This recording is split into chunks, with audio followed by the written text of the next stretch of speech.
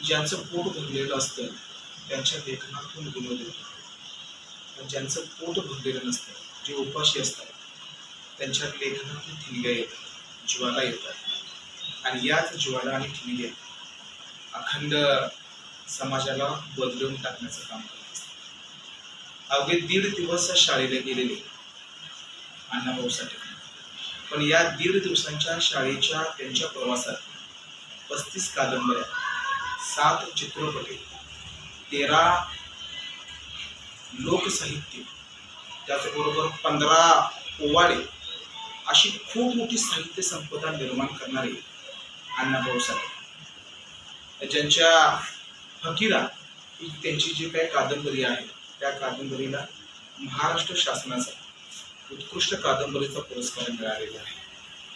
ज्यांच्या लेखनातून ज्यांनी संपूर्ण सुशिक्षित वर्गाला आणि समाजाला बदलवण्याचा खूप मोठा प्रयत्न केलेला आहे.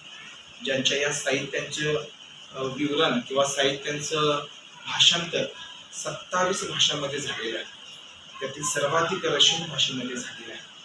त्याच थोर अण्णाभाऊ साठे यांच्याच पुण्यतिथी.